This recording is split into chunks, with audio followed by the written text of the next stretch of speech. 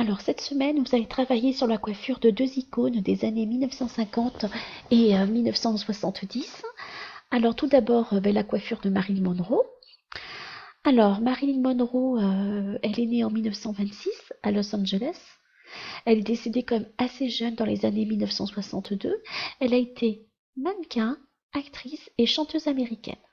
Plus d'un demi-siècle plus tard, elle continue à être une icône majeure de la culture populaire. Alors, elle se destinait à une mannequin dans les années 1950. Elle accède à un statut de star hollywoodienne et surtout à celui de sexe symbole.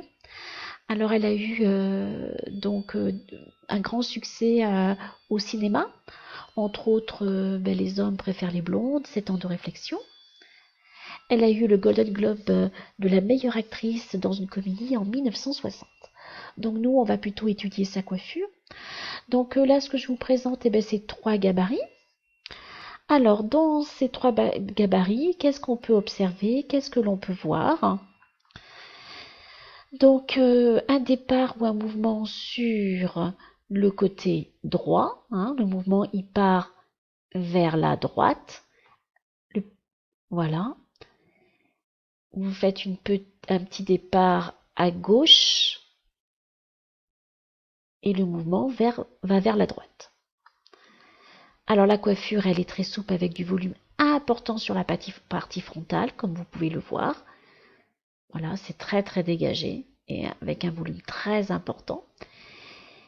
Et puis, décollement aussi des bases sur les côtés. Ici, c'est décollé, ici et là. Donc, sur le tuto que vous allez voir tout à l'heure, vous verrez la personne utilise des rouleaux chauffants. Alors, qu'est-ce que c'est que ces rouleaux chauffants? Donc là, comme vous pouvez constater, ces rouleaux sont dans une boîte.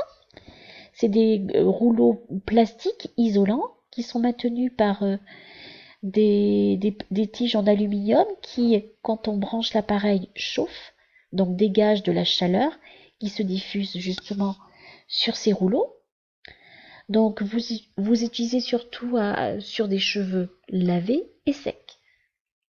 Voilà, donc les rouleaux sont maintenus par des pinces croco qui sont spécialement adaptées à ces rouleaux. Alors moi, ce que je vous propose comme solution, puisque vous n'avez pas ça, c'est soit utiliser des rouleaux, les bleus ou les rouges. Si vous avez un fer à coiffer un gros diamètre, vous pouvez l'utiliser pour faire des boucles très souples ou soit faire des boucles sur champ. Alors qu'est-ce que c'est des boucles sur champ? Mais c'est prendre un carré de 2 cm sur 2, vous voyez. Alors par contre, il faut que ça soit sur cheveux mouillés. Vous mouillez chaque mèche que vous enroulez comme si vous aviez mis un rouleau à mise en pli. Et ensuite, vous maintenez la boucle ici avec une pince plate métallique. Alors si vous n'avez pas de pince, vous pouvez éventuellement utiliser une pince de coupe, mais bon, c'est pas très pratique.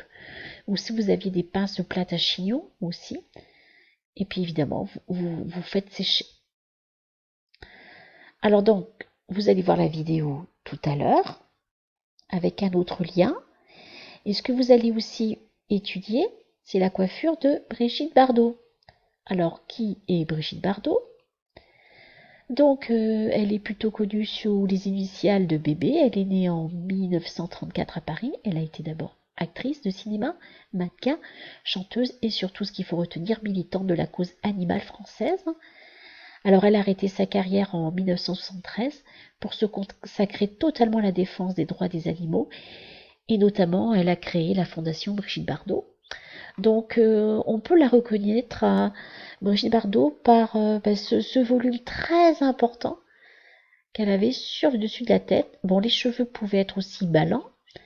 Alors, on appelait ça la coiffure choucroute de Brigitte Bardot. Donc, peut-être que choucroute, c'est pas très élégant.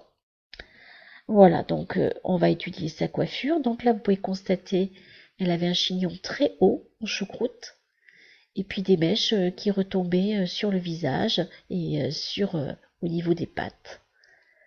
Donc c'est Brigitte Bardot, mais elle a toujours conservé un peu le style un petit peu sauvage qu'elle avait. Voilà. Donc en conclusion, c'est un chignon volumineux en choucroute, coiffure souple avec des mèches qui retombent sur le visage et qui l'entourent.